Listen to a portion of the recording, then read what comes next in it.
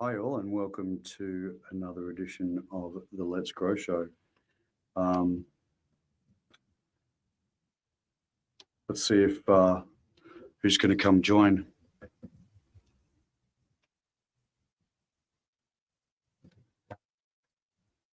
Who we got here?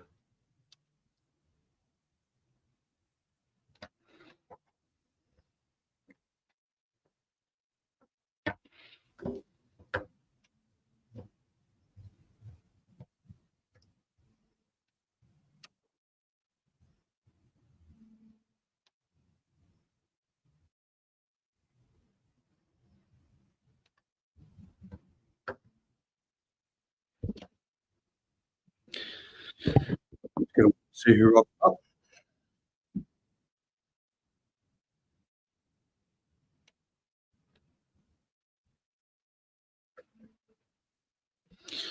Play a bit of music.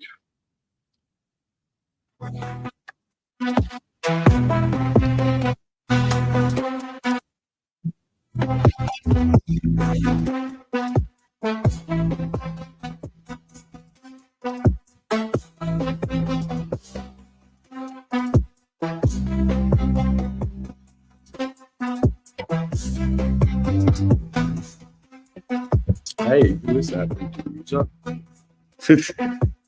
Hey, Shadows, how you doing?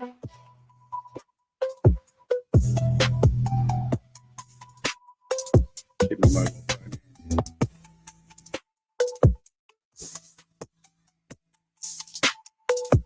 Hey, Lady Drew's here. Cool. How you doing? Angie's here. Oh, wow. Okay, cool. Hey, guys, I'm in a new location, so a few things aren't necessarily intuitive this morning.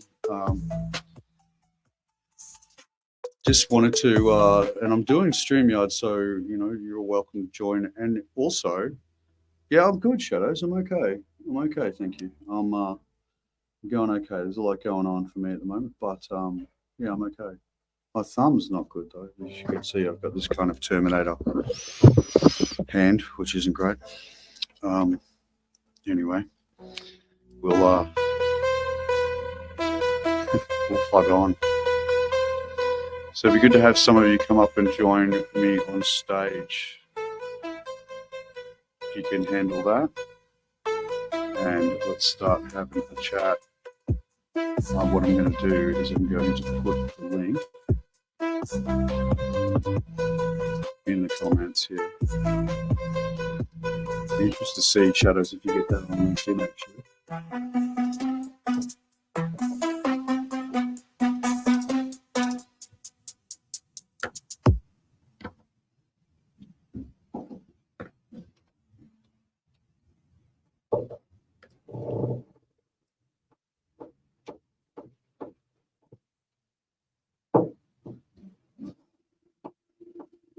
You thought I was being Mr. Funky. Thank you so much. That's great.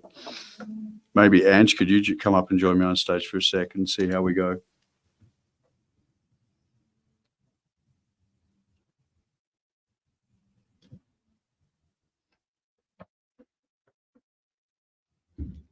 We got Shadows. We got Lady Drew. I've got.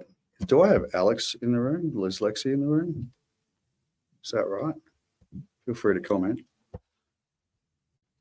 And Lise, maybe.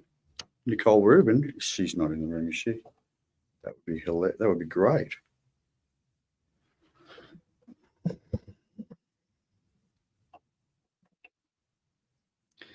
So can I get at least a show of hands to say that we should get started? Maybe Andrew could help me out with a WhatsApp message and tell me what you can see in the room.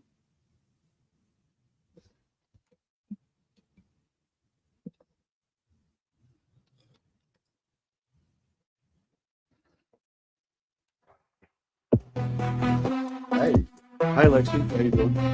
I've even heard my name. Haha, yeah. Okay. So I'm going to kick off. This is really weird. StreamYard link I've just posted. I'll do it right away. I'm going to post something tonight. I'm just going to send you that StreamYard link. So that would be cool.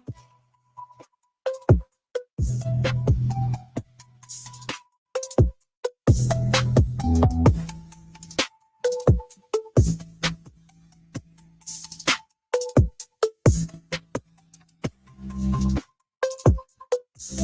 if you've joined on LinkedIn, yeah, you can't really hop into the video. If you join on StreamYard, you can definitely jump.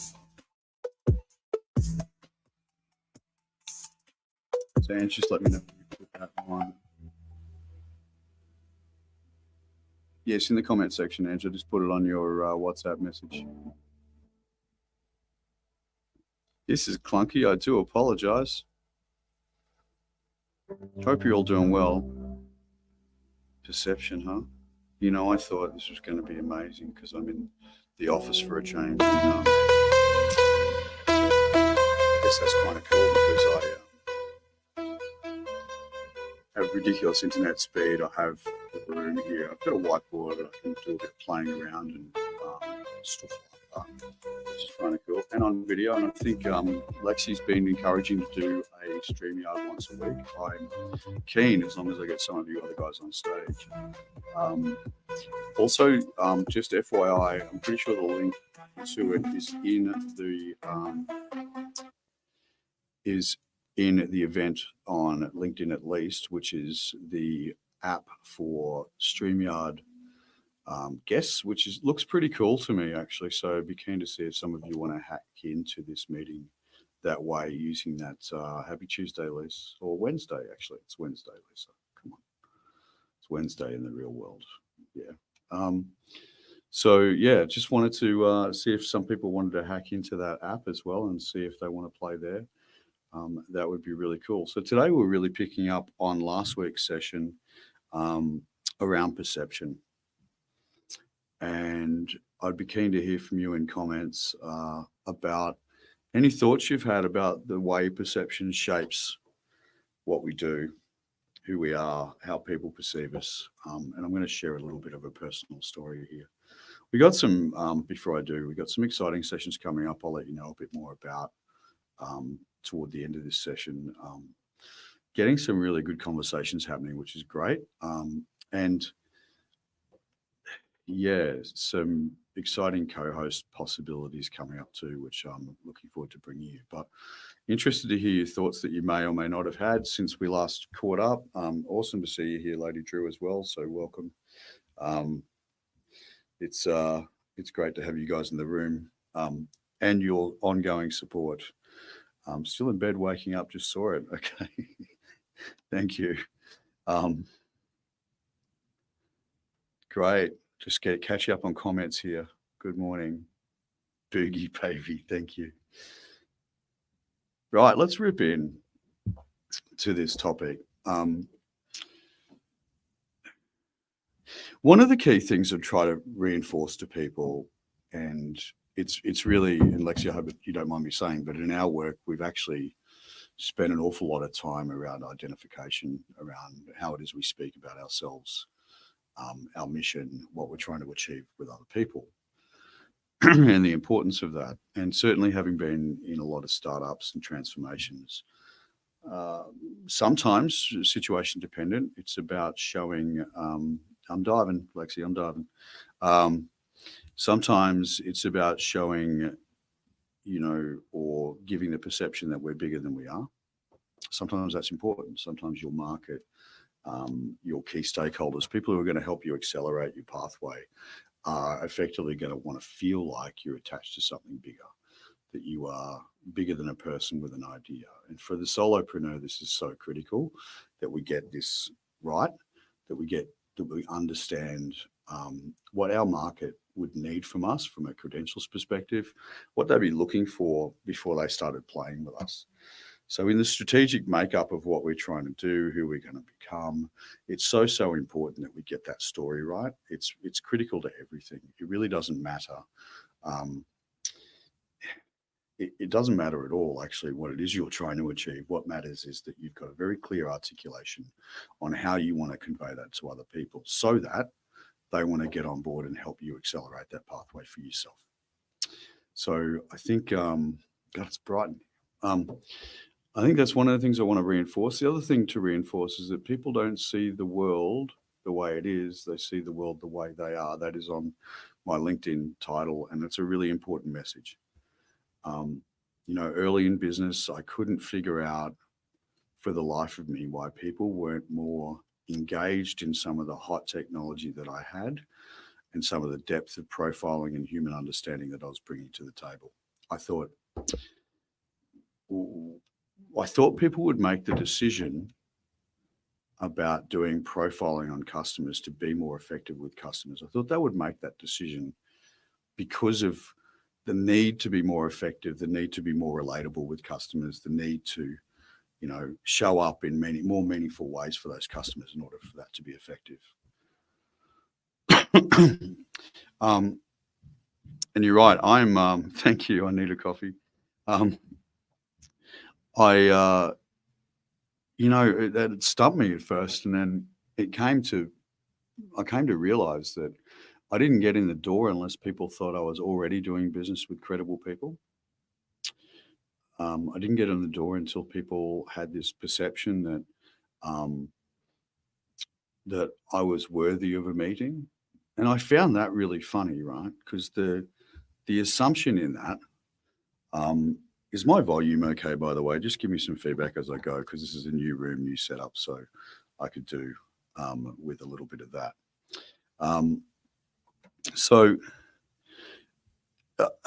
I was intrigued by this because particularly people were looking for things like, if I had worked with a competitor of theirs, that was actually a key reason for them to do business with me. Now, that concept for me was not only weird, it was wrong.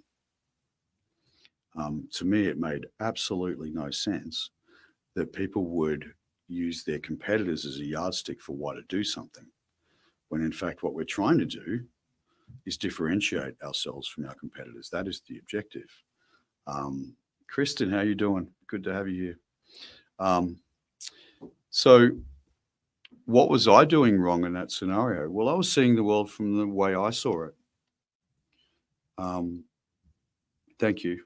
I was seeing the world the way I saw it. I wouldn't buy things because someone was doing business with somebody who was deemed credible. My philosophy was perhaps more skeptical than that, in that a lot of people and a lot of big businesses make dumb decisions, right? So just because you've done, thanks, Kristen, they're glare avoiders. I'm short-sighted, right? So I'm used to wearing glasses, but Ange is on stage. Hello, Ange. There we go. Ange, if you've got any tips for people to jump on stage, please pass them on, because I wouldn't say there's a hesitance, but there's a lack of company up here. It's kind of lonely. Do I have some sad music? Maybe I've got some sad music somewhere. We could work on. We'll see. We'll see if that's possible. But yeah, I guess what I came to learn is that the market most definitely wasn't me. The market didn't understand things or think about things the way I did. And in fact, the way they thought about them was something I didn't even agree with. But wanted to do business with these people. Kenny, one down with audio. Kenny, how you? I've been here for the past 10 minutes on YouTube. Oh yeah, cool. Okay, so you can only join on that, right? Interesting. In StreamYard that I've so. That's where I got the link from your YouTube channel. I said hello to you. You didn't say anything. Kenny, it's not personal. It's a lack of technical prowess. I can assure you. I was just talking about how we see the market as ourselves. Is that your feedback in the background, Kenny? No, it's not me, is it? No. Okay, good. Okay, good. So I think let me just down my headphone here a little bit. What I was trying to convey is that I needed to shift my mindset into the way the market saw decision making, into that sort of credibility anchor point that people were using. Don't piss Kenny off. No, I know not to do that. I know, Kristen. I know not to do that. That would be a big mistake. That would be epic mistake. It's not like who killed Kenny. It's who does Kenny kill. It's probably more the. Um, but let's get back to this point because I see this with marketers time and time again. We assume the market thinks like us. We don't understand the market when it doesn't think like we do. We have a mission, even if it's a social mission, we're deeply connected to, that we now need to see as if we're completely outside of it. And that's challenging. And that's why we spend a lot of time on these audio rooms talking about awareness, like who are we? What does anyone care about that? What are we trying to do? And why should that matter to other people? We spend a lot of time talking about that. And I think that's cool that we have, to be honest, because that's the challenge that we have. The challenge we've got is that we have to somehow get out of our own heads when we're so close and passionate to something and see it from a complete outsider's point of view. And sometimes that insight is really disappointing. Really disappointing. Kenny, would you mind if I got you just to mute when you're not? Because I'm getting feedback, and I'm not blaming you. But that's somehow better. I don't know. It's not like you're doing anything. Could be my end, but if you're not getting the feedback, anyway. Why am I called Mr. Y? Thank you, Kristen. That's a great question. I've got a minute. I think it's a good time to discuss that. Let me just think about that. I'm going to talk to the strengths of the Mr. Y proposition and the watch outs, right? So for me, I've always been incredibly curious. Having said that, I've equally made the mistake of not understanding others. And to that extent, I've spent my entire life really trying to understand how other people think, why they think a certain way. My mum loves to tell a story. Hey, Shadows. My mum loves to tell a story about me being in church at 2.5 or something like that, and the priest banging his fist on the pulpit saying, why, and me jumping on the chair saying, of course. Anyone that's not speaking right now, can I get you to mute, please? And I think I've always been like that. So, when I spent time in consumer good marketing or anything like that, I was always really concerned with not who was buying something or what they were buying. I was really, what was the motivation for them to do something? What was their motivation? And almost always that's my focus. When I sit down with a customer and we run a quick strategy session, or we're doing, deep dive strategy and strategic implementation over the course of some months, I'm always asking why. And the reason for that is that we can't ever make assumptions that convention's got it right. You hear twice, Kenny, 2 Kennys for the price of 1. You can't ever make the assumption that convention's got it right. That is a huge mistake.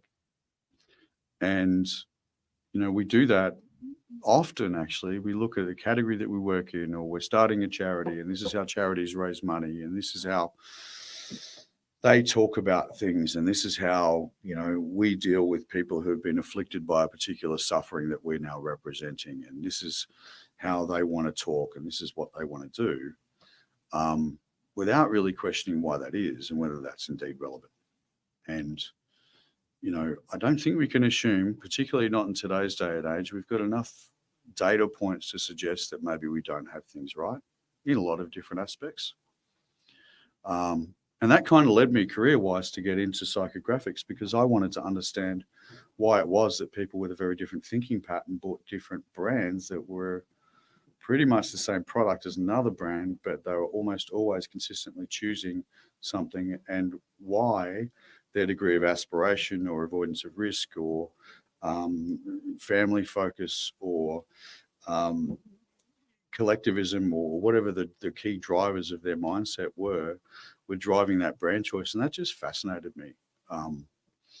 And ever since then, I've been sort of dug into why. So we'll do a research exercise with a client, and they'll say, we've got this stat. And 2 things I want to say about this. I'm the guy who's saying, yeah, but why are they saying that? What's underneath that? And one of the classic cases is when we ask people if they're concerned about the environment. Almost everybody says yes, but that doesn't necessarily translate to action. So, you know, I might be, I may be concerned about my health. I'm 53, things are starting to go wrong. A few grease and oil changes or something like that may be required. Who knows? What I do know is I'm far more cognizant of that stuff today, of health, my health and well-being, than ever before. So now I do things, crazy shit, like watch what I eat and go to the gym every day, and or 5 days a week rather.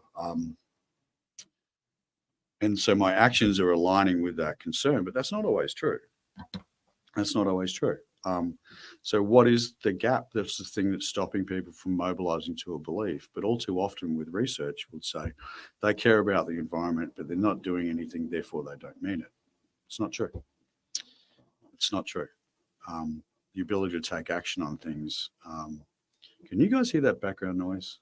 These guys are killing me. They've been begging me to do these shows for me, and it's just been a disaster. I couldn't get the lights on for a while in this room, and I'm like, what's going on? Can you hear a background noise, Kenny? Excellent. That's good. That's really good. But so back to the why thing. I think we don't ask the question enough. And, you know, we sit there and we go, we understand a market because we understand that baby boomers are really enamored with this particular retailer, or, you know, they buy this. Or, for instance, you know, with my parents now edging towards their 80s, you know, it used to fascinate me in times gone by where, you know, they'd be offered an extended warranty on something, particularly technology, and they'd take it. And I'd be like, why'd you do that? The guy said, you know, it's made in China. We can't really trust things like that. It's just bizarre, right? But nonetheless, there's, what is that about? What's that behavior about? Why do people do that? Why is their risk aversion overtaking their economic realities of buying an extended warranty? Why do they do that? And if we don't understand why, we don't know how, is probably the other thing, Kristen, I would say. Like, if I don't understand what motivates you and why, we don't know how to engage with each other. And I found these conversations have been really alluring to me, and interesting to me, because on a daily basis, you know, I've always had American friends. I've been to the US an awful lot. Being a ball player in my youth, I was, you know, over there doing that stuff, so somewhat immersed in the culture. But doing live audios, I'm learning more and more and more. But I have to bring curiosity to things, right? I have to bring curiosity to why people are saying certain things, and it's very easy for me to jump to variation. So there's, comparatively, at least to an Australian, there's an overt confidence with Americans. There's a lot of I've done this and I'm awesome at that and I'm blah, blah, blah. And it's not inherently Australian to say those things. I'm not saying that's right of us. I'm not saying that we've got that right. But it's not what we do. So when we're confronted with that difference, we genuinely don't understand it. We can assume that it means something. And we can rely on stuff. Can you not hear me, Margaret? Anyone else having hearing issues?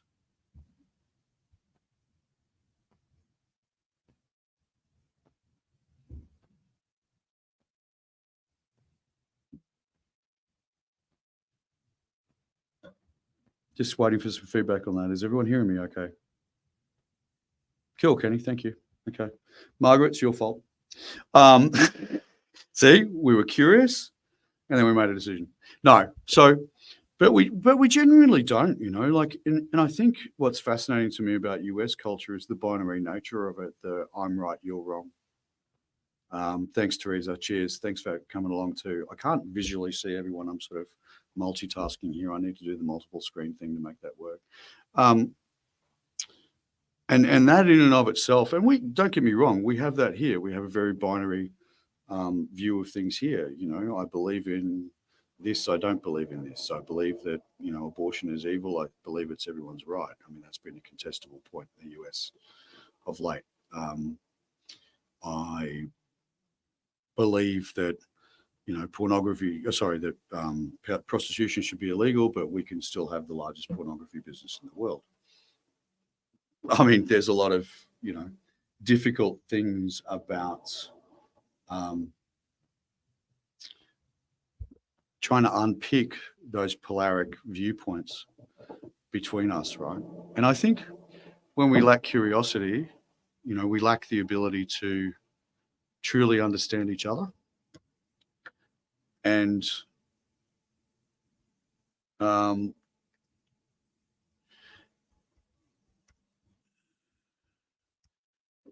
when we don't do that, things are less effective. So the whole point of perception is giving or paying homage to what other people see, how other people see the world, whether we agree with that or whether we disagree with that. And so I want to really open up to comments on that for anyone in the floor. So Shadows, you were saying you've got some issues. Can I hear about that? Feel free to unmute and chat away.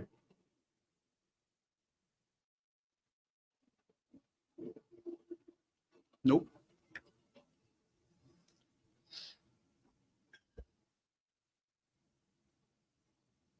Okay. Kenny, you got anything to say about this? About what, being yourself? About understanding differences in others' perspectives. I can empathize and try to understand, and we're all different, and that's okay. That's all that matters. I can't change them, and they cannot change me, and no one will ever change me, because I love who I am and what I am. Would you say that there's been people you've had difficulty relating to? Outside of Aussie dudes from Melbourne, we know that bit. Have I had people that I had issues of relating with them? Yeah, or understanding their point of view, or coming to learn. It's not only restricted to Aussies. You know that, don't you? I know. I'm just trying. I'm trying to be comical. I'm doing my level best to be comical. While Yeah. Don't quit your day job. It's universal. I mean, of course, there's some people I don't know them. I don't understand them. And I just keep a distance from them. And that's all I can say. I could wish them well from afar. Mm-hmm. Mm-hmm. And Lady Drew, I'd like to see some comments from you, because curiosity, a lack of curiosity, I would be shocked if this wasn't something that you've encountered in your life. It's okay to just tap out a comment too, by the way. You don't need to jump on stage if you're not. That doesn't suit you, but I'd be interested to hear your perspective on that. I think the thing about life at the moment is it flies in the face of curiosity. There's so much noise, so much media, there's so many things that are going on, that in order for us to filter, we make really quick, snap decisions about people. And in the name of being efficient, we say they must be like this, they must be like that. And I've shared with you guys before that when I had a consultant come and tell me how I need to dress and so on and so forth, I had a choice this morning. I could wear a suit jacket instead of an overshirt. And, I sort of, the uniform doesn't vary a great deal, but, it's, what was profound to me is how much people use appearance as being the decision point about who you were and who you are. And we do it all the time, right? So if we're aware that we do this interpersonally, on the street, when we see somebody, when we see someone from another ethnicity, and we make decisions about that person or about whether we're safe around that person. I was horrified. Some time ago, I was seeing somebody on the other side of town where let's say there's more cultural mix in that area of Melbourne than there is where I live. Where I live, it's so white it hurts. Put some very dark sunglasses on in my area. But true, right? And my daughter lives in a bubble, I would say. Like she doesn't, and she'll see some people walking around on the other side of town with burqas and stuff like that. She's like, "Oh, what's all this?" And so, what is she worried about? What is it that's causing her anxiety? And the truth is, it's difference. And so, if we can bring that into our awareness in our day-to-day happenings, and I've seen this with other people who have, said that they stand for, social justice or social means or social impact because of an experience that they had, they can often shoot themselves in the foot because they're incapable of seeing someone's perspective who hasn't had that, or they're incapable of seeing someone else's vulnerability that they think doesn't compare, right? Comparing pain is an awful place to come from. Yeah, everyone has a relative experience and everyone suffers pain deeply. Could I just vent real quick? These guys are unbelievable. Going to get a blast from me, right? They've been writing me for weeks about why don't you do your shows from here? So I come in, the lights don't work, right, in the room, and now there's some dude drilling on the other side of the wall that thankfully you can't hear. Thankfully you can't hear. But I want to kill somebody about now. Maybe I should be more curious. Teresa, I've noticed a difference between my perception and my perspective, as well as other people's. Can you speak more to that? Experience would be the first thing I would say, Teresa. It's experience. I'm really fortunate that my father, sort of guy that would just talk to anyone, really, strike up a conversation, was never judgmental. It didn't matter whether you were homeless or destitute or drunk or, yeah, you looked kind of criminal. It's Dad's always been really open-minded and accepting of people, and he's always made a point too of in leadership roles as a CEO in his career. He ran a lot of horse racing tracks, and I learned a lot from him because in that role he was always engaging with politicians, and there was a lot of schmoozing and in the members section and rah rah rah. We're at the thoroughbred races. At the same time, Dad would take his suit off every Friday and go and have a beer with the guys who took care of the track, literally the turf. And I don't know, I took from that there's a lot to be said for curiosity and open-mindedness and seeing everybody as human. So I really thank Dad for that perspective. I think the thing we need to understand is that we all have different experiences, Teresa, I think is, let's put that up again.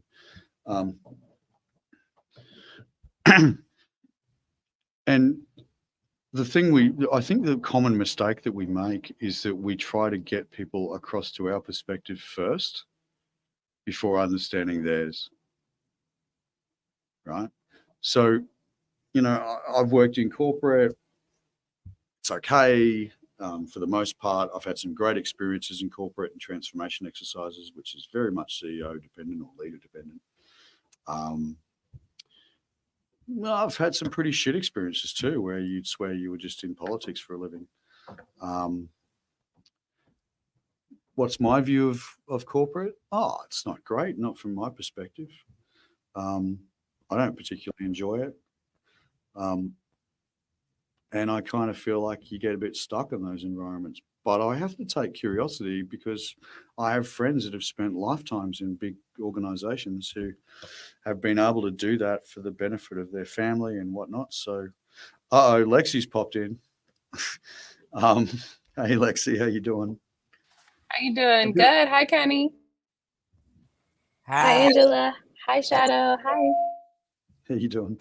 Hi. Yeah, so I think, Dad's open-mindedness was a good leg up for me. And the other thing is I didn't like the way people were. I didn't like the way they behaved. I didn't like the way family behaved in my direct and extended family. I didn't like, still don't. I didn't like how other people behaved toward each other. I didn't like achieving a lot of things as a kid and having a mountain of crap put on me.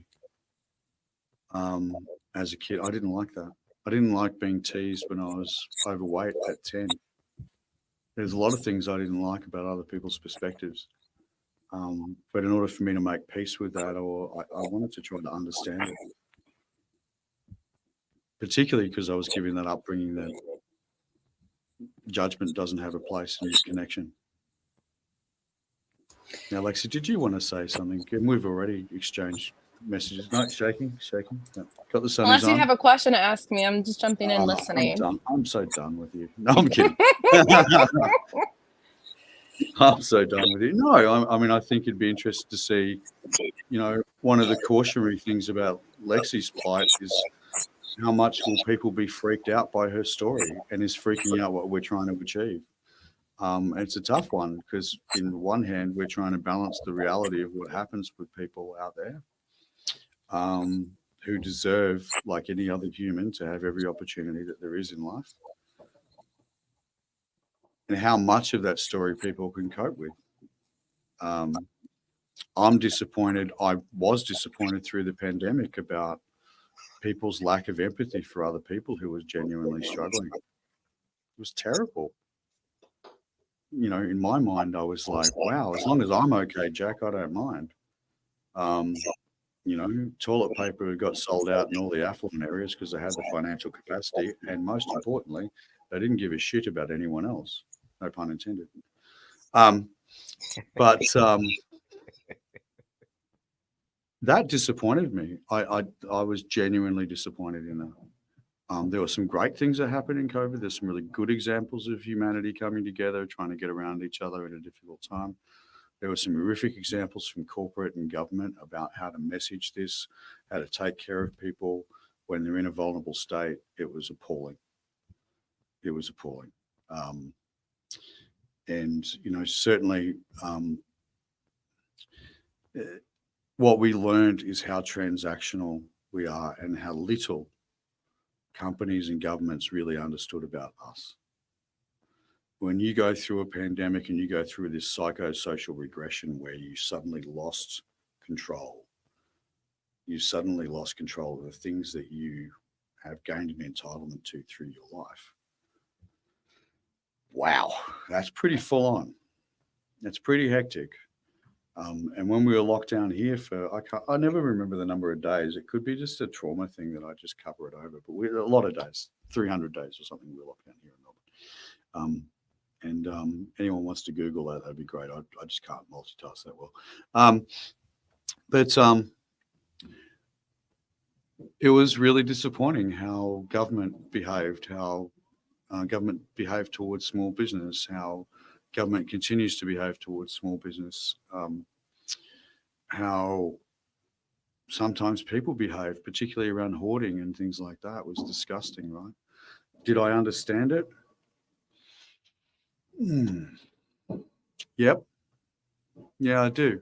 I understand why people do that in a titanic moment of humanity, why some people just push other people off the boat and grab the life raft, right? Because a lot of people did do that.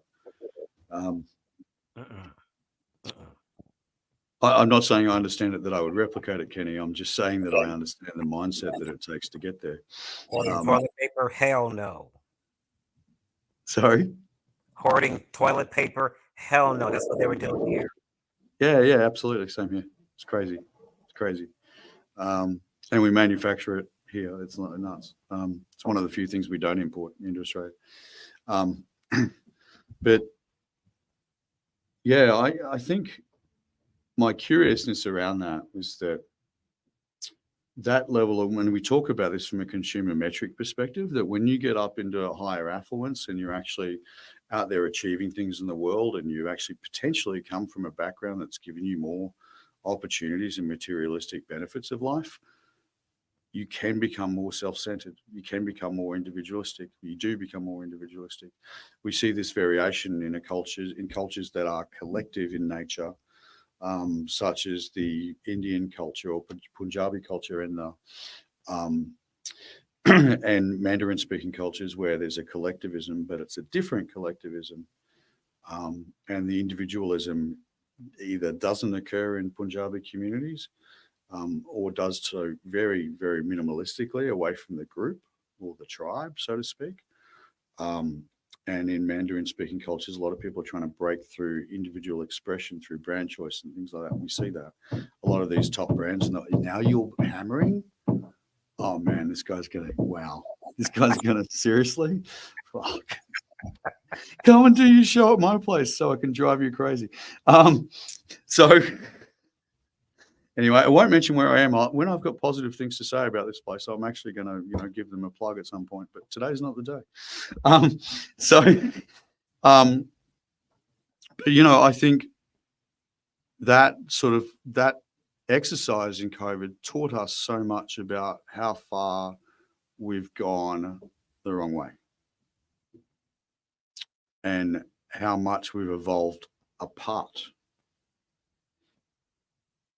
Because, there was that time where, Shadows, you can drop a comment at any time. That'd be great. Always welcome points of view, different points of view. I meant I was going to say something. Yeah, sure. I'm going to take you back to when you were talking about your dad taking off his suit and going to the pub on Fridays. Back 45, 50 years ago, my parents owned a general store in a small hamlet. And on the weekend, usually the weekend, this fellow used to come in and he looked every bit the country hick. Yes, somewhere along the line, I managed to have a conversation with him, discovered he was actually a pretty intelligent fellow. And one of the locals was standing there one day when the guy left, and he looked at me and he says, "You know who he is?" I said, "I don't know. I see him on the weekends. I'm assuming he's a city guy." He says, "Yeah, he is. He sits on the Supreme Court of Canada." Had I known that, I probably never would have started a conversation with him. So I learned there that it doesn't matter who they are. If they seem to be worthwhile to have a conversation with, have it. Yeah, look, I totally agree. But also you learn more, right? Like, I've always been interested in people with really different backgrounds. And, one of my favorite, forgive me if you're right, Nancy, they're very funny comments, by the way. One of my favorite books is called Life is So Good. George Dawson is the man's name, and it's kind of autobiographical. The thing I love about the book is that his life experience was so far away from anything I could conceive. And it roots me in a deep gratitude for everything I have in life. And the humility and determination and love in this man's heart is something to experience. Just I'd recommend that book over and over and over again. Life is So Good, George Dawson. I would imagine he's passed now, but when it was written by his teacher who was teaching him how to read and write when he was 92. And he grew up at the tail end of, as an African American, at the tail end of slavery in the US. And what he went through, and the little simple things that you and I take for granted that he didn't, like despite not eating for a couple of days, not being able to go into a diner and order something because there was no one else there because he was too embarrassed and ashamed to admit he couldn't read. Those kinds of things, those differences where wow, what would that be like? I've got no idea what that would be like. But for me to take a peek into that, whoa, yeah, go ahead. You ever notice that people who are that humble openness to others take on an aura? It's just a presence around them. My dad used to tell me that, particularly about clergy, he'd say, the church ordains some people. and he says the church and God ordains others. And it Mhm. was those people that had that aura around them that he was referring to. And it's not just clergy. There's a lot of people in the world that are like that. Yeah, yeah, and I agreed. Right? It's I wish I knew more about auras. By the way, it's that would be good. It's Because not something you visually see. It's something that you just sense about a person. It's like their energy. See, I was thinking if I could see auras, I wouldn't be single. But maybe I was just Yeah, connecting. you're not getting that lucky. Yeah. But so back to the point of exploration, guys. Perception, probably the most difficult thing, I think, is to deal with perceptions that you don't agree with. Sometimes perceptions that piss you off, right? I don't even live in the US, but pro-gun pisses me off, right? So why? God almighty, how many kids need to die?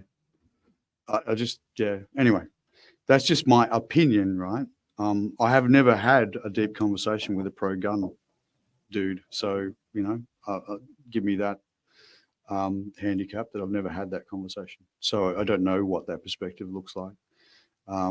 Haven't experienced it, so that's just my opinion. But if I breach into a situation where I fundamentally disagree, I have to do that all the time, by the way. Like in my gig, I have to sit and talk about what's going on in communities and who's struggling and who's having trouble putting meals on the table and all that sort of stuff, when my audience is generally more concerned with what they can say in the media about that and what negligible flair they're going to send up in the name of, trying to make themselves look like they're doing something. Concealed carry here in Colorado. Okay. Is that a weapon thing, Nancy? Did everyone get that comment? I don't know. I'll have to pick up on that in a second. So it's hard to hear and hard to experience, and most definitely harder to understand a perspective that completely collides with yours. But when we're in the role of trying to grow an entity or a charity or a cause, we have to. We have to.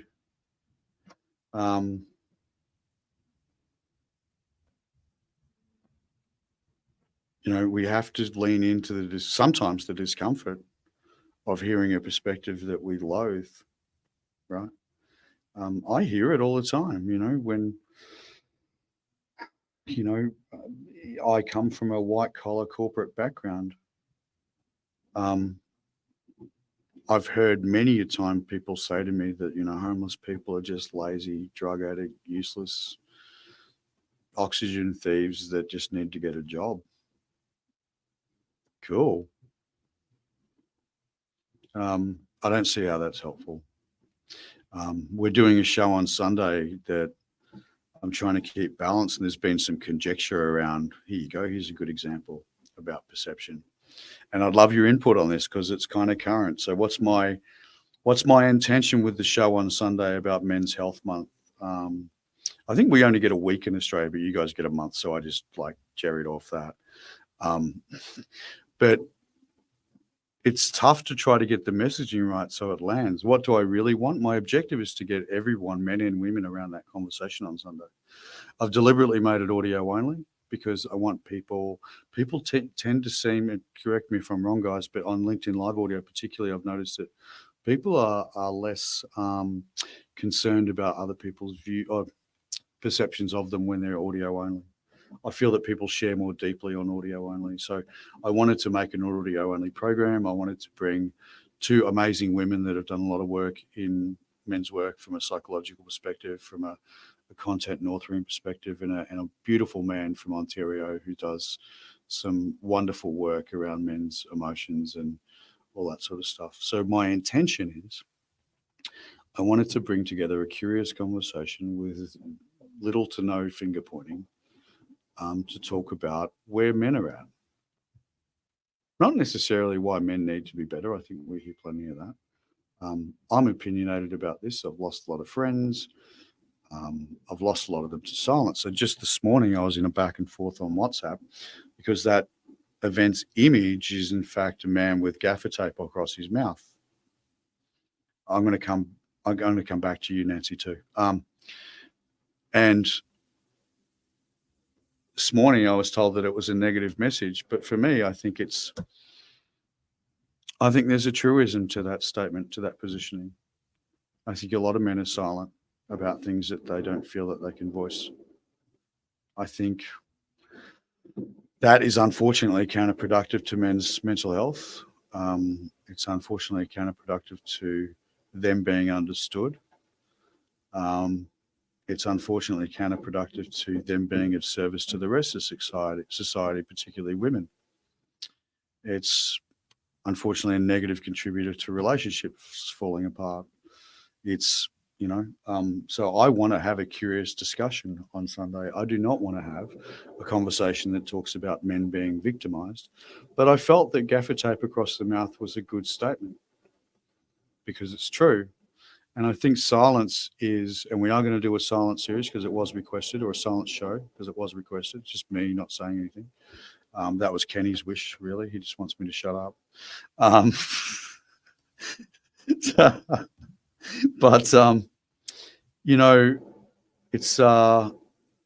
it's important to me that we have a really honest conversation, that we have, a dialogue around this that's useful and constructive for people, that where we can even talk about the things that we can actively do to make things better for everybody, right? It's, where we're at right now in society, in my belief, is that there's a lot of people that aren't very happy. That's what I see. That's not cool. I don't think that's something we want to go after. I don't think that's something we want to continue to do. So from my perspective, I'd like us to have an open dialogue that's inclusive of all perspectives, right? Because I think that's what there is to do. We'll see. We'll likely get some opinionation, a fairly opinionated stuff, I would think, but we'll see.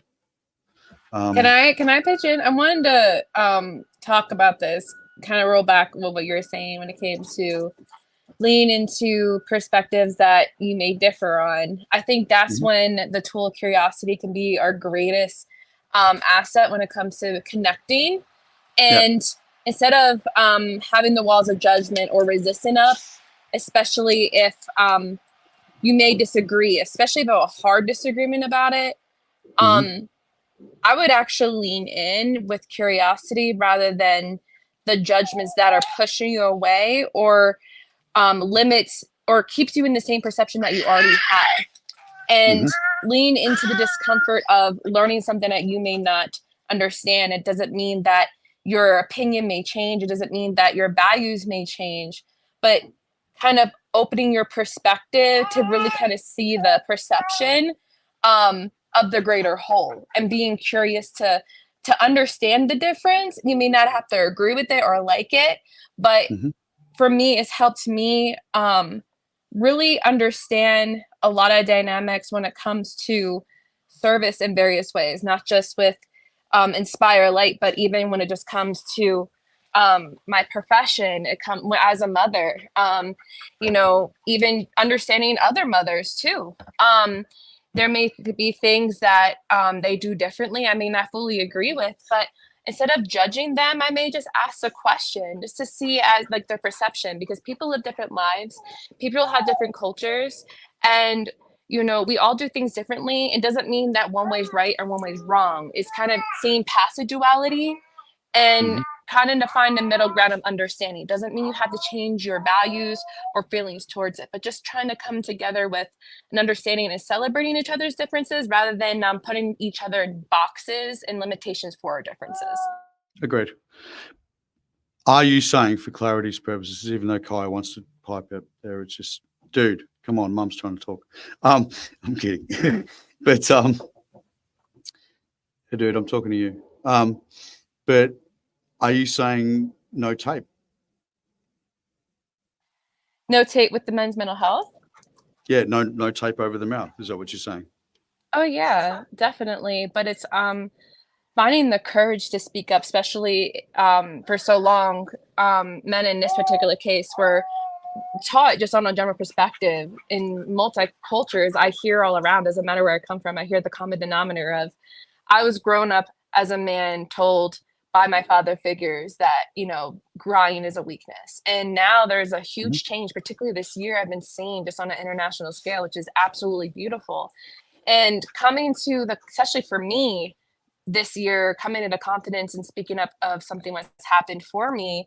And the more that I've worked on myself and continue to do so on that journey, giving it back to others, but finding the confidence to speak up about it was hard for me because I felt for so long I had to suppress it. I felt shame, I felt guilt, I felt as if what I went through was a weakness, so I had no voice. And and I think that's kind of where I find my similarities when it comes to men and men's mental health and feeling suppressed as if they don't have a voice. I appreciated that blog that you wrote, I think in 2021, when it comes to like why men feel as if they have to be silenced. And I feel as if the veil is being lifted up right now. And men are coming together and helping one another rise up when it comes to finding that confidence within, practicing with each other when it comes to that self-talk. I think that's the key thing when it comes to building that confidence, is starting with you, yourself, and your family, then the community, when it comes to building that confidence to speak. And being mindful with the words that you're saying to yourself, because I know for me, for a long time, especially with the story that happened for me and now turning it into a mission for others, I found along that journey, and it's still growing through that, I'm learning that when we choose to be open, and choose try to see things differently. Sorry, my son is like all over me. Dude. I know. That's why you have a 1.5-year-old, you know, so, but, you know, doing your best to try to see things differently, and most importantly, the self-talk. Yes, the self-talk. I acknowledged for a long time, I was having a lot of like stuff, especially since I'm an overachiever. I had a lot of like very pressuring self-talk, shoulda, coulda, wouldas, like very just like things that were told to me when I was a child that put pressure on me, and I felt like I had to walk on eggshells. It still continues today, and it's not the voice of the mother, it's the voice of me. And it projects out sometimes, especially when I feel pressure around me, and then my ego sometimes blinds me and is actually like a protection mechanism, which isn't bad. But learning how to mature that ego today takes practice, particularly with the self-talk and affirmations. You know, like in my morning yoga practice, I say to myself in my intentions, I am strong, I am wise, I am enough, especially that one, I am enough. And saying these things within my spirit and practicing it, I can appreciate when I'm off the mat and when I'm in my routine, especially when those judgments come up or that negative self-talk, I can turn over with grace today because practicing those affirmations and being able to not get mad at myself or be like, how dare you, Lexi, for being judgmental of yourself or being judgmental towards someone else or being resistant. I can appreciate those moments as lessons that's trying to teach me, and flipping it over with the affirmations that I practice. And it's not perfection. It's about appreciating the imperfections to learn and grow, because that's why we're here. So this is an interesting conversation around perception. So let's open it up for more comment, because when you say that men are starting to, I'm not seeing it, Lexi. I'm not seeing men come together and start to share how they're feeling in a functional way. Yeah. I'm hearing there's probably the vast majority of cases that I've come across. I'm not saying it doesn't exist. I'm going to a lunch on Friday. What's it called? The Good Blokes, something or other. Anyway, maybe they are good blokes. I'll tell you. I'll report back. But I'm not seeing that. I'm seeing a lot of dysfunction in men coming together talking about stuff. You know, it was only last week in a men's group where, you know, they were cursing the word vulnerability. Women are asking us to be vulnerable, and that's weak. And I'm like, whoa. So I'm about to set fire to a crucifix and hold it up to these dudes and go, no, wrong way, go back. Right? What are we talking about here? That's just And one women, perception. I've seen, particularly this week, and not just in my own personal life, but also on LinkedIn, I've been seeing men, particularly over 60, coming up and speaking up about things that they thought they had to like suppress and hold on to for the rest of their lives. And they've been inspired from people and other men that they've seen on platforms like LinkedIn starting to speak up, because being motivated for this is the first time that I can remember of people speaking up about men's mental health, particularly this time of the year.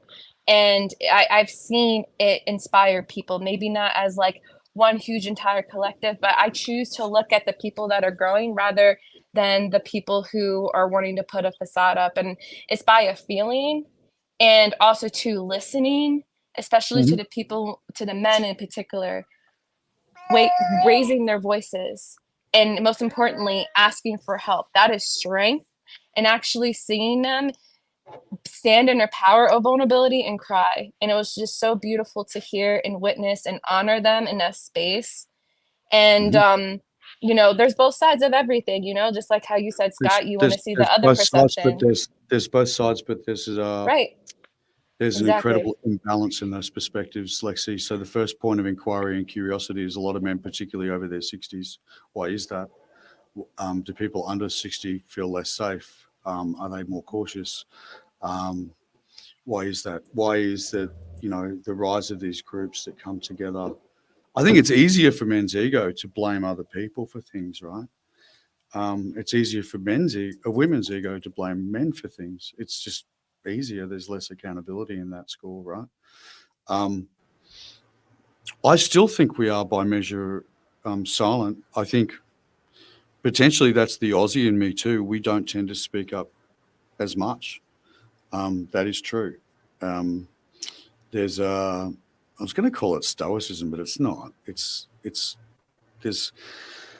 inbuilt here when we say you don't talk about your feelings. I think the Aussie male's exceeding at that. You know, I think, but I'd also say that I don't know that there's a balance there yet. And I think that's the line of curiosity. I know that I don't speak openly about what I think all the time because I can't.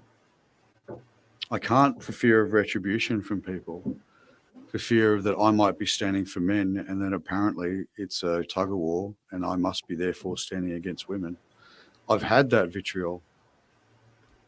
I've had it. That's been my experience. Yes, we should absolutely look at positive pathways through. It's one of the reasons I invited Andrew McDonald. I think his work is absolutely beautiful and allows men to, you know, at a spiritual, a deep and emotional level, come into a point of expression that's super, super freaking healthy, right? That's why he's the other dude on the call. And the two women that have come on, like Kerry Atherton, she's written some amazing books called Stories of Hope. And she's interviewed some dudes with some pretty hard and harsh life experiences, and how they've changed their life and turned them around and blah, blah, blah. And then, of course, Leanne Kansler, who I partner with on the podcast, who deals a lot with separation and divorce and all the psychological trauma that goes on after that or with that. So I'm trying to keep it balanced. I don't know. We can explore the silence. And maybe, you know, from a curious perspective, I need to be more open to that. What I do see a fair bit of, and in the early days when I explored this, I saw men that had done some really bad shit in their life and had found God and wanted to push the word. Or I saw a dude in a ponytail who had the shit beaten out of him in high school saying how much he disliked masculinity, and how he was a feminist, in brackets, for fuck's sake. So there's not been a really good balanced view that I've seen that's consistent. So I'm not saying you're wrong. I'm saying there are. Well, I have a question, Scott. How can you expect a consistent balance when there recently has just been an awareness on a mass media level when it comes to men's mental health? We are just waking up and developing this awareness and acknowledgement because we've been asleep for so long. So of course there's going to be imbalance, and we should appreciate being out of harmony, because the more that we're curious about why, because we're not going to find the answer right away. It's within the progress, and it starts with the work that we do, not pointing fingers that they need to do this for us. No, it's what are you doing for you? What are you doing for the community? How are we growing together?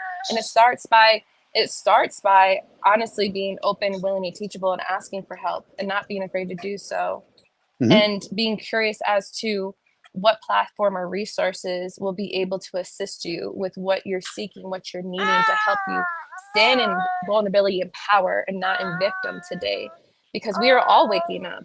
And then I'm just, Let me ask you a question quickly. Yeah. Are we disagreeing here? Maybe. I don't think we're disagreeing. You might think that, but I just kind of I don't think we're disagreeing at all. Okay, so why are you asking the question? Because you and I have talked about Carissa! Hi. How you doing? Hi, I'm doing great. Saw the link, Scott. So, and Lexi also sent me the link. So that was kind of like saying, come in. So, I decided to jump in, and I love this conversation. It is awesome. I actually just shared to my channel as well, because this is an awesome conversation, and I wanted to get as much. Oh. So, Sorry. But I love the glasses, Lex. Thank you. So, I'm just kind of in an awe, and well, you threw me in here. So, any questions for me? I mean, we have our meeting tomorrow about everything and helping build a program specifically for you and everything with the coaching and learning to trust yourself. So, what do you want to throw at me? Nothing really, other than I just came in to support because I love you guys. have you seen your perspectives or perceptions become a limitation for you at any point?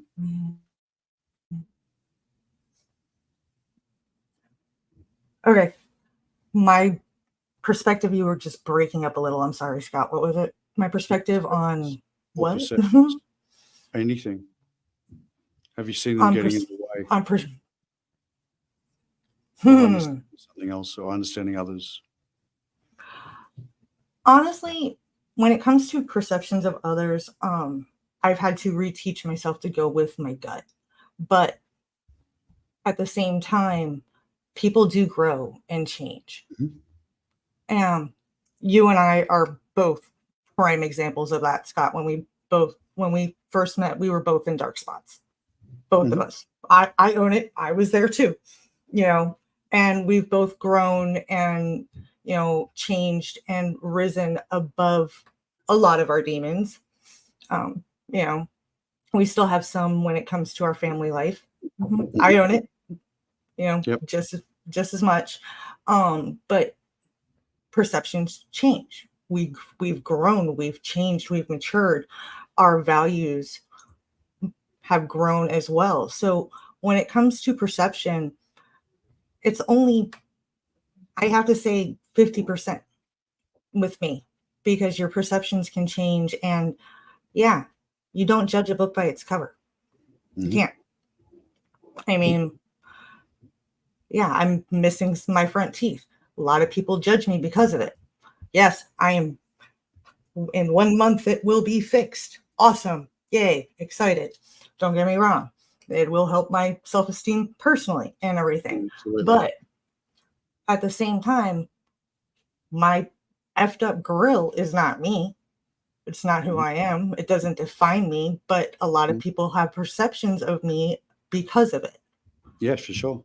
So when it comes down to it, I'd rather have that 5-10 minute coffee chat, or in our case, 2.5 hours, because every time we actually get on the phone, it usually ends up being a good 2-3 hour conversation. We haven't done it often, but it does. We wind up talking for a very long amount of time.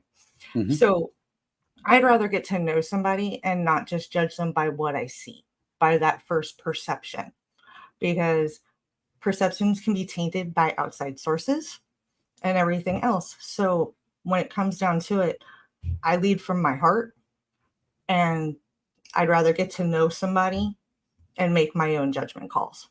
Yeah, sure. Yeah, and that's sure. in the business world too. Yeah, and I think, I think society, would you agree with this? I think society sort of seems to be, well, the pace of life is having us make assessments really quickly of people, right? So Yeah. really quickly. Like in these conversations that we're having, make no mistake, my objective about these shows is to talk about business strategy and curiosity and curiosity and curiosity, and then some curiosity after that, and some business strategy stuff, right? With the aim of saying to you guys that I have done this shit a lot. I've done it a lot, and I'm here to help and talk to you about it. And often we are having conversations about life, about men's mental health, about, we were talking the other day about, what were we talking about? A lady came on the other day and she was talking about her ex-husband's, porn addiction and stuff like that. And we were talking about perception, right? Now, I got to say that was a little off rail for the topic, but at the same time, I sort of welcome these conversations, right? Because I don't get them in corporate environments. I don't get them in corporate environments, right? So I don't get enough of that shit in corporate environments, right? When we talk about relating to people, or we think about how we're trying to transact with people, or the user experience we're designing in digital experiences for people today, is completely fucked and shows a complete absence of thought, curiosity, and knowledge of people in the way we're trying to present our goods and services to people on a daily basis. And it's getting worse. And it's getting worse. And now we're going to say, I know, why don't we make ourselves more efficient and personal and see how that goes? Right? And so some people would see this show as sort of going off in all directions and whatever. I don't, because I'm encouraged by the fact that if we can talk about this stuff personally, now let's think about how we apply it to business. Let's think about how we apply it to our social causes and so forth. Oh, by the way, I just want to acknowledge that, Teresa, I want to come back to your comment too, so I haven't lost it. But yeah, I think that's why I do this. Sometimes I get concerned that we go off piste a little bit. The men's stuff and all that, why do I want to talk about that? Why do I want to have that conversation? Well, I'm curious. I've had some certain tragedy challenges in interpersonal relationships. I'm not trying to heal myself from the process though, but I've also lost a lot of mates to suicide. I've got some compelling reasons to be more curious about this stuff. I've seen great stuff like the work I've done with Andrew McDonald that really, really appeals to me because of his soft and gentle approach to masculinity. I love it. And it's unfortunately, it's been a rare experience.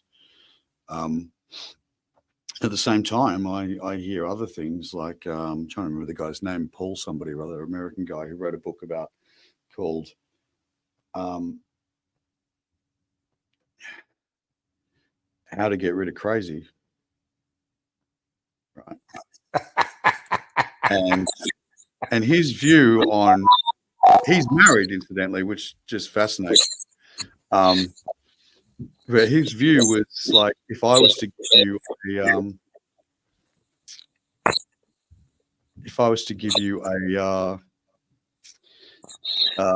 an investment where you were 55% likely to lose 70% of your money.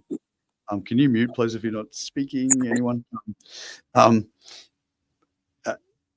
That's how he framed it. If I was to present you with an investment where you're 55% likely to lose 70% of your wealth, assets, whatever, would you do it? And I'm thinking, wow, that's brutal, isn't it? It's brutal. It's probably statistically correct, sadly, but it's brutal. And then that gives rise. There's movements out there of dudes who have sworn off women completely. Big movements, not micro things, big movements of men who have sworn off having relationships, heterosexual men who have sworn off having relationships with women. Be easier if you weren't heterosexual, I imagine. But wow, man, that sucks. That's not cool. You know, I don't think so. I don't know how hate and finger pointing and fear and those things makes us happy. I can't see it. I can't see it.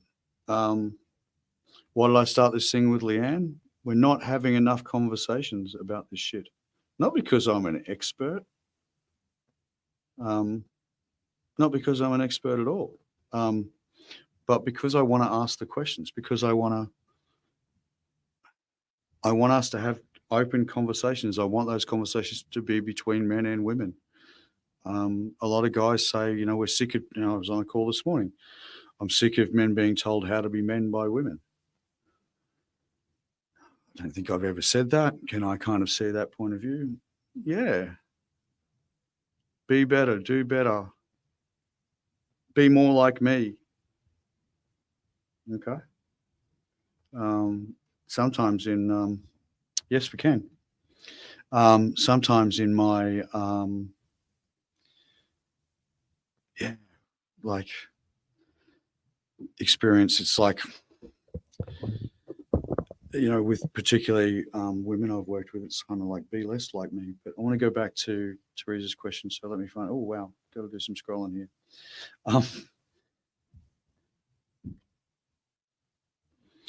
Generational trauma about women recently due to knowing that the egg that creates us in the DNA and the frequency of our mother's emotions is encoded conception and during gestation. I'm curious about the effect on males of this generational DNA coding.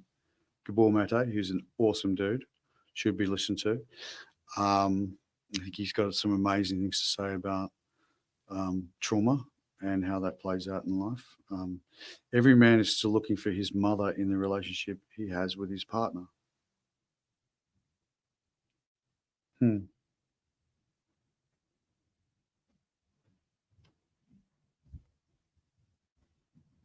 I'm curious about what that statement means. I actually don't know what he means by that statement. Let me clarify. So is he saying that we are trying to replicate the persona of our mothers?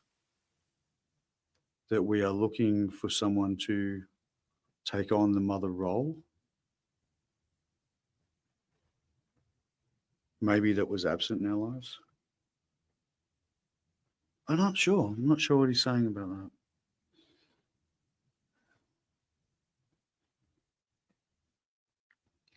Quite possibly true. It's our first relationship with a woman. I'd be curious to see whether that's true for women, whether they are looking for, you know, some kind of replication or symbolization of their fathers. It's possible. What I don't like, however, is absolutes. Right? I don't know that we have absolutes. And don't get me wrong, I think Gabor's amazing. And I actually particularly like the way he commented on your Canadian boy, who's rather contentious.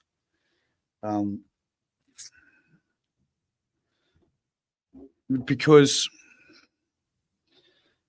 he was bringing into question the orientation of things. And I think he's also bringing into question, yeah, he did, Teresa, you're absolutely right. And I think that this is true for everybody, that, you know, our lives are somewhat trauma informed, that they are somewhat driven by our past experience, not somewhat, quite a lot driven by our past experiences.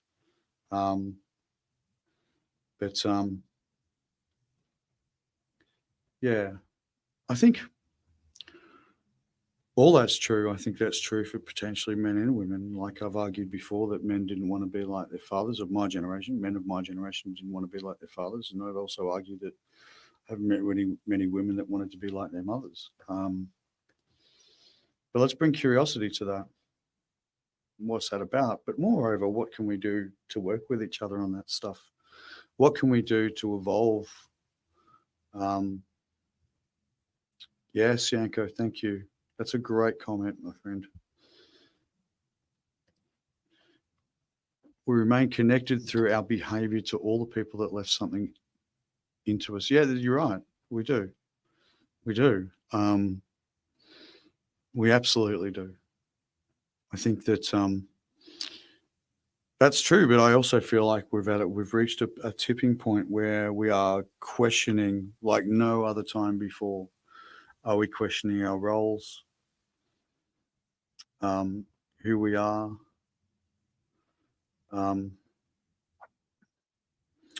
who we should be, how we want to show up, how we want to be perceived?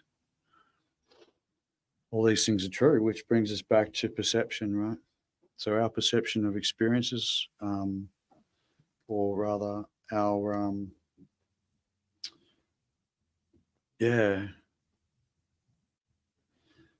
our experience gives us a set of perspectives. Those perspectives shape the way we perceive the world and see the world. That's absolutely true. Our inability to see those differences in each other, in our markets, in our key stakeholders, in our donors, our customers, our inability to see that difference, to understand what's underneath the behavior, our inability to do that keeps us at distance. And I'd like to see that change. I'd like to see that change. I'd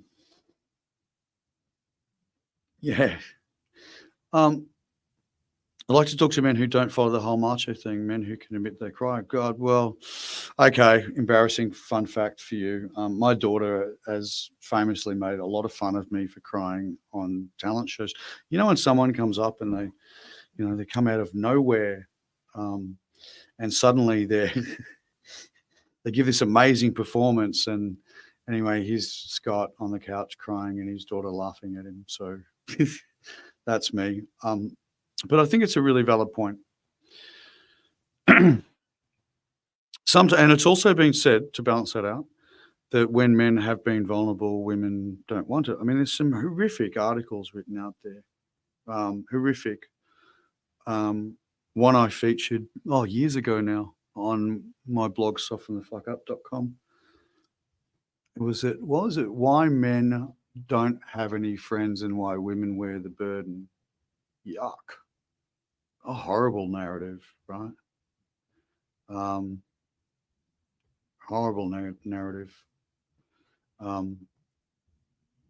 Let me just address this with Teresa. Perspective and perception.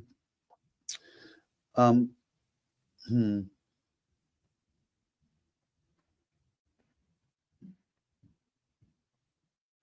would say the other way around, Teresa. I would say that our perspective is held from the beliefs and experience that we internalize in the world. And that shapes our perceptions of others. And now they're banging. I'm stunned. I'm just stunned.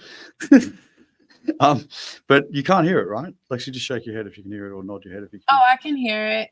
And I do agree with Teresa. I could see that, but I also think perception and perspective could be interchangeable.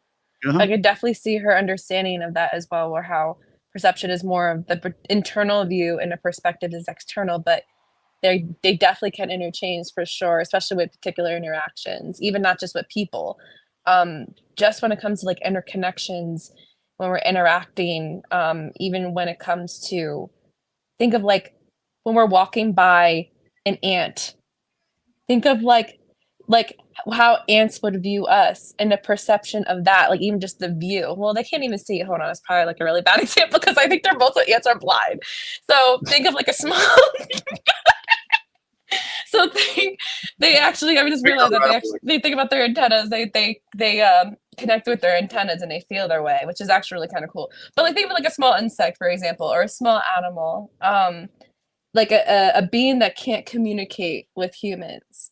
And like how do you think their perception and perspective is when it comes to connecting with us? You know, so there are definitely some interchangeable things, and I think there's just going to be some things that'll just be a huge unknown. You know what I mean? when it comes to the interchanging dynamics of the two. But I think it kind of goes back again, just being open first to your perceptions. What am I not seeing? Rather than pointing fingers at, they aren't doing this, they aren't doing that. Ask yourself, what am I not seeing? And being curious about your own blind spots, to kind of open to your own perception, to maybe shift perspectives, and being able to be in the process of that interchanging dynamic with yourself and the world. Yeah. Wow. That's really good, Lexi. I don't know where you get this. Is great. I don't know. I don't know. No, it's really good. And I think, fundamental to the whole reason we run this, and potentially, guys, we're getting it more right than I think in these conversations, because, my desire is for people to reach deeply into these perspectives, to think about how they show up in the world, in their businesses, their startups, their ideas, their understanding of customers, and how they serve them. That's what I'm trying to achieve. And I feel like we're doing it. I feel like we're getting there, and I'm curious, right? Meaning, we don't have to talk about business. In fact, potentially it's more important that we don't. It may be more easier for us to talk about the stuff that we have been talking about relating to the world and our experiences and our emotions and our feelings and things like that. And then realize that when we're selling something or engaging with somebody or talking to people that can help us in our businesses or our journey, we have to consider the same things. So I'm going to assume that we all know that the minute we put our business hats on, that we still remain human. I'm going to assume that. But I'm going to say it out loud, and I'm going to tell you why. Because I've already had comments from people in corporate about talking about customers like they're human, and talking about employees like they're people, and wow. So I think this is really important. I'm really encouraged by the conversation. I have asked men what they thought of the conversation we're going to have on Sunday, and there's been this is what they had to say, Lexi. What? The crickets? Is that the great silence? Is that your interpretation of it? I don't even think the crickets are in the great silence. Well, they actually kind of are. Not at all at the same time. So, guys, I want to wrap this one up. We are back on air tomorrow for a feedback show, but we are LinkedIn Live audio only. We have some stuff coming up next week as well. So that'd be cool. So tomorrow I won't be streaming to YouTube or anything like that. So if you want to grab us on LinkedIn. We will. My profile is in my YouTube profile, so that's all there. But tomorrow we're literally, if you've been a frequent flyer on the Let's Grow show, firstly, it's very American of me hanging out with you guys too much. I appreciate you. I was about to say, yeah. So I appreciate your support so far, and you guys rocking up and being prepared to have open dialogue and conversations about this stuff. It's been super, super valuable. I love learning as we grow here, and that's cool. So tomorrow, if you've been a frequent flyer, I'd love you to rock up, because really I want to change stuff up, or just hear from you about how we can make this better, richer. Do you need me to land it more for you in a commercial context? Happy to. It's probably more my comfort zone. Or do you need me to do we need to change or alter the way we're doing the Let's Grow show? So we've got plenty of great plans coming forward or coming up, some great people joining us, which is super bloody exciting. So you'll probably get an invite to future events. I want to thank you all for coming along today, and wish you a good night if you're in the US of A, and a good day if you're down the other end of the world, where things are the right way up or something like that. Have an awesome time, guys, and I hope to catch you soon. Hugs, everybody. You guys jump in and subscribe. Thanks, Krista. Bye, y'all. Bye.